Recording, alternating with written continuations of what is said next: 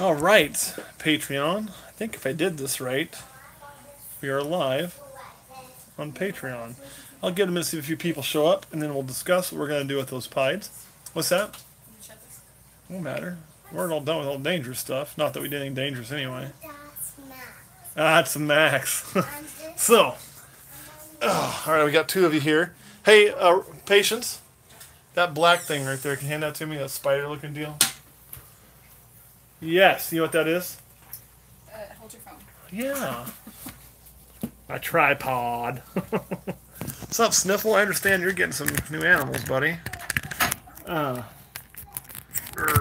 So, I still need to get that thing fixed. Okay. Yeah, that's what I heard. Joselle's hooking you up. Ford. Sometimes they, I mean, I don't know. It would be a better question for Kurt, Brindlin. I honestly don't work with the rodents that much. I know all of our rodents every now and then will eat their young, but it's pretty rare. It doesn't happen very frequently. I don't know if it's the mom or the dad, but it does. When do you expect to ship? I'm actually be posting a thing on that here very soon. We're going to be able to start shipping. Honestly, we the weather will be good enough tomorrow, but we're just because I've been dealing with Grandpa and everything else, I don't have anything ready to go yet, like on my end. So what I'm going to do is we'll probably start shipping the following Tuesday. So not, I can't look at the calendar on my phone, but not this to Monday, Tuesday, not like I guess a week from tomorrow, or a week, yeah. Usually we ship on Mondays. We're going to ship on Tuesday for the first time this year. And it won't be this Tuesday. It'll be the following Tuesday. So what you're going to see, August 8th, thank you, we should be able to ship some stuff out. I don't know if everything will be ready because it's going to be based on weight, but a lot of it is ready to go. Most things we have that we've sold have had 3 meals. Most of them are going to have to wait by then if they're not already. So what we'll end up doing is we're going to contact each and every person who has purchased snakes. You'll get a message from me this week that's going to kind of say, hey, basically, this is what I have that you ordered. This is what I have that you've paid. This is what I have that is still due. And maybe you've been paid in full, so you still have a balance due. And then if, of course, paid in full with shipping, we'll just ship them out on Tuesday. Everything we can. And then what's ready. And what's not ready, of course, we'll wait. So if you have one thing in your order not ready, we'll probably wait till it's all ready so we can save you money on shipping. But that's kind of what's gonna happen. So that is where we're at on that. So it's coming. Like, we're ready to actually start rocking that out, which is really exciting. The weather has finally broke. Today we were out playing. It was like 82 degrees. It was gorgeous. So I'm really excited. In that kind of late summer all the way through late fall, that's really the golden shipping window for us, where it's not too cold, not too hot till we get to about November. And then we kind of hit and miss. So we should be good to go for a while. So you're going to see those posts, and we're going to get that rocking, which I'm really, really excited about because, honestly, I need space. So I can ship some of these out. That will be grand. So anyway, that's coming. That's where we're at on that. Now, on those pies you just saw, hotter than Hades there. It's been hotter than Hades here. Like, up until this week, it was too hot. Just too hot to ship. So I wasn't even really worried about it. And then, I was on vacation. I did not expect, of course, Grandpa to get himself injured. So I turned right about the next week, and I went right back there. And where you're at, too, guys, will make a difference. Because I got to check whether where I'm at and whether where you're at, and actually whether usually in the hub in Atlanta. So just to make sure. But I think we're going to be good to go next week. Everybody's kind of getting better, it looks like. Except for a few of you who are 100 degrees still. But anyway, and that being said, when we ship, we'll check weather, and a lot of you may be receiving shipments, depending on our weather is Tuesday and your weather is, that don't have heat packs. That's because if it's already so warm, then you got to be careful on putting a heat pack in there too. Now, like, Cameron just said a 65, or he is, boom, that's perfect. We drop a heat pack in that one, of course. So it'll be whether there's heat packs or not, because we always look for that heat pack in shipping. It'll be there if weather needs it to be there. It won't be if we feel that it's going to be unsafe to the animal. And to figure that out, I just kind of use the shipping guidelines given to me by Ship Your Reptiles. Or not Ship Your Reptiles, it's Reptiles to You, I think is who I'm using. We also will probably, after this coming Tuesday, be ordering some... good, and we're ready to ship out more shirts here soon. I know... so I see a message about shirts. I kind of just leave it be, and a couple, yeah, cold pack in. Yeah, we have some cold packs, but just I'm always leery about cold packs. I don't know why, but we do have some if we need, and we may end up having to use a few. But when it's 100+ degrees, I just don't even trust the cold pack to get the job done, honestly. So if it's, I'd like the high to be where, if the temperature range in my perfect world is going to be where the ball python would survive no matter what, that's when I feel good. That's when I feel the best. So heat actually scares me more than cold, because of the fact that heat, he can destroy things. Cold, I can heat them up. The Exantics were clutch number 6. I think we've already released clutch number 4, so we need to film 5, and then we need to film 6, and then, of course, when we film them, they'll be up. And by the time we get those filmed, a lot of them will be ready to go. We got to pick a few things out of that we're going to do, too. Now, on those pieds, I want to talk about those really quick. And remember, some of the times I hold stuff back. I'm holding it back. Yeah, bingo. Everything that I hold back isn't for me. That makes sense. A lot of it will be for the Patreon specials, which we'll need to do on those in August too, and I got a few things marked for that. So, like on those pieds, I would imagine that 5 are going to be coming available to Patreon out of 7. I know I told Question Girl she can pick a female this year to kind of further her projects that she wants to see come to fruition. I say they're hers, but I'm the one that has to do all the damn work on it. But things that, keeps her interested too, right? So it's to see those go through, and then we'll also have, like, we may hold back one, but that might be a special, might not, might be a package deal. We'll do those kind of things frequently, and sometimes too I may hold something back for a little while as a special, and then something may change because other things have, like, I'd really use that for special. We may mark that up for sale, but it'll always go here for at least 2 weeks first. So that's where that is, and you'll probably see a mix in of Patreon or of travel videos and clutch update videos, because we're going to cut those travel videos into a lot more than we anticipated when we were doing it. We just had so much footage. So, like, I filmed like one in a Patreon. Well, it's not going to be 2. So, like, the next Patreon video, it'll be like, we'll have travel video, then the Patreon portion will probably have nothing to do with that trip, or we may talk about it in general, but it's just because of the way we've had a ton of footage.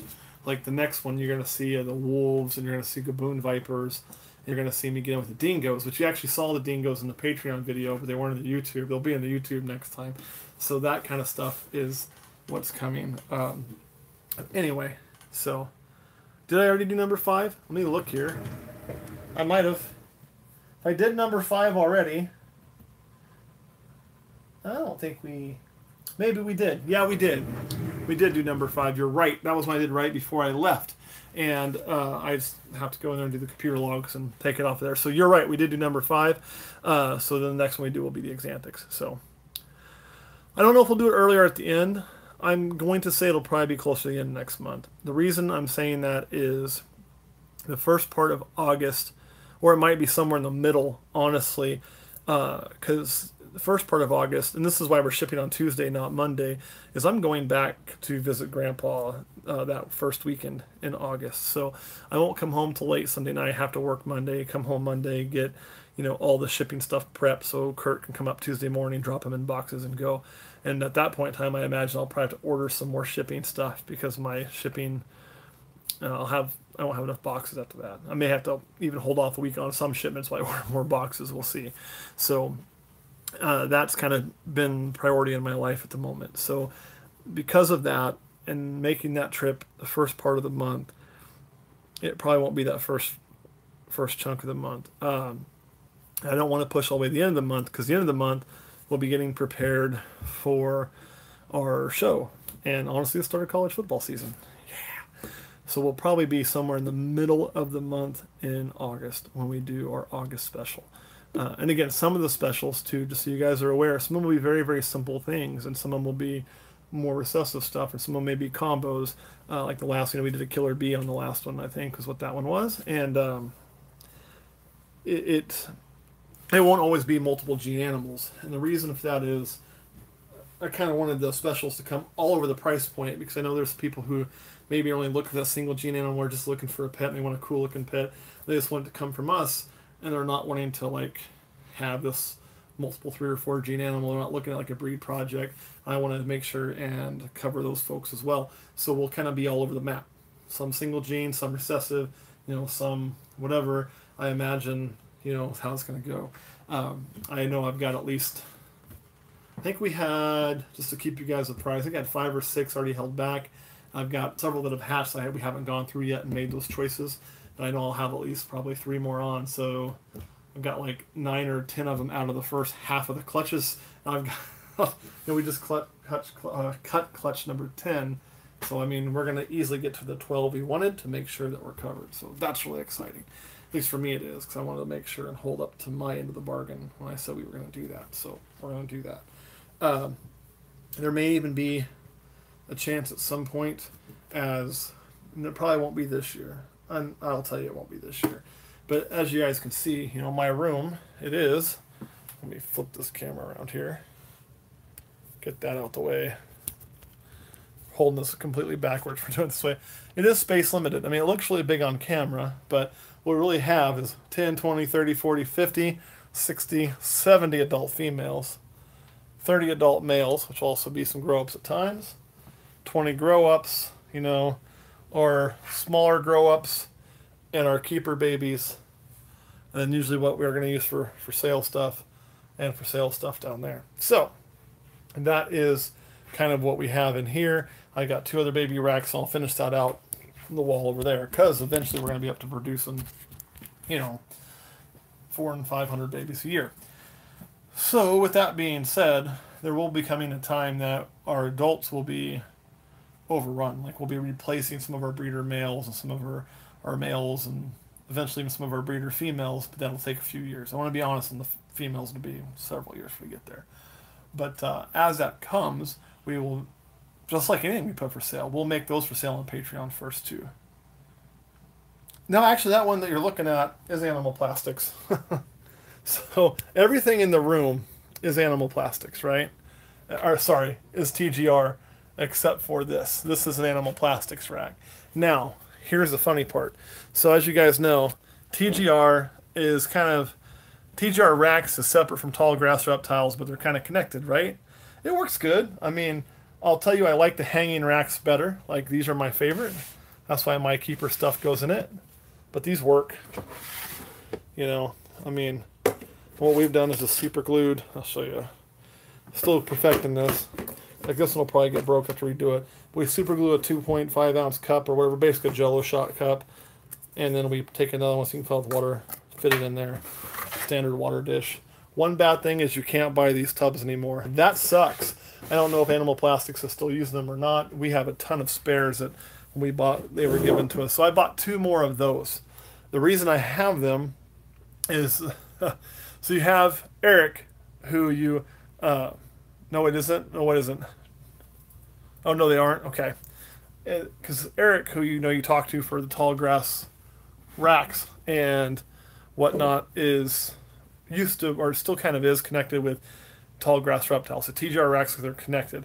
And with that, Reed, who is actually out of Kansas City, which is where Eric used to be, it's how we got to know Eric so well, is he used to do all the promotional work for them and do all the selling for Reed, who is the other part of tall grass reptiles.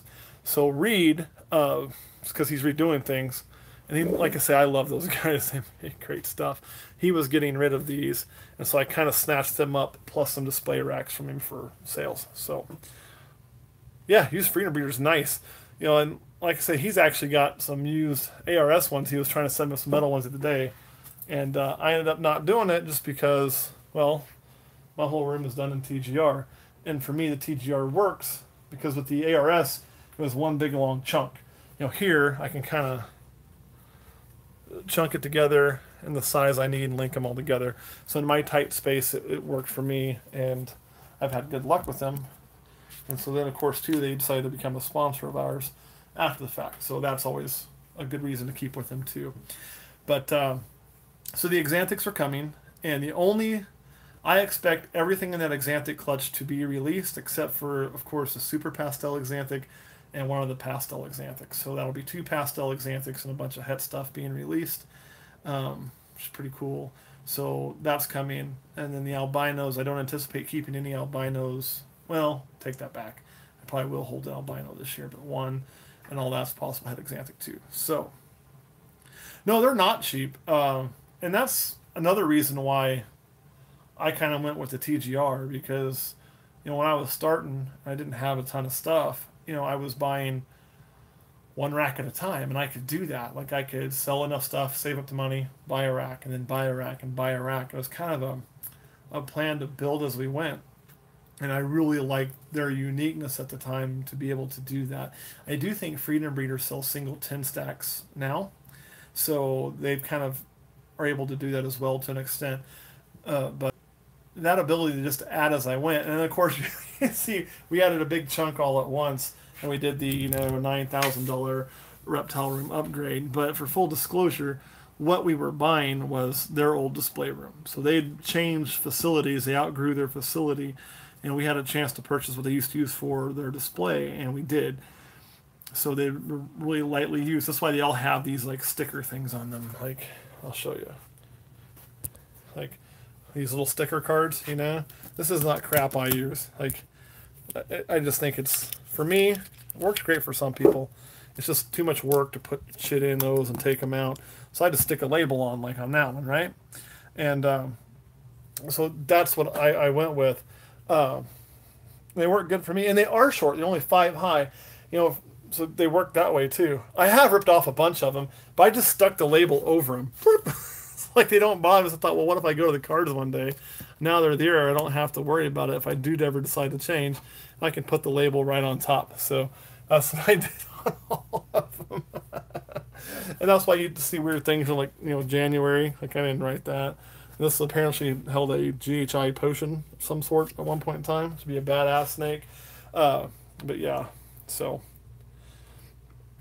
that's what I chose them for.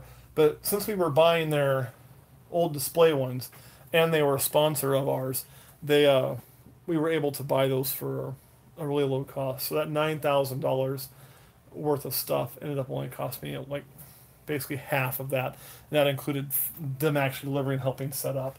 Now with that, we were actually getting paid a small amount per video, and that went away. So that went to, which is fine. That goes to cover part of that bill. So we paid, and on top of that. So they were really generous to us, and I'm very thankful for that. But I love the fact that I could add as I went, and when you're starting out, to me, when you look at racks, and everyone's like, oh, go reptile racks. You need a rack, you need a rack, you need a rack.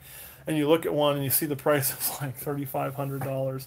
It's very daunting, and it's kind of a defeating feeling because you're like, man, I don't, most people have that just laying around, right? Some people do. I'm not one that's got $3,500 laying around that I could basically just spend on a reptile rack. So, yeah.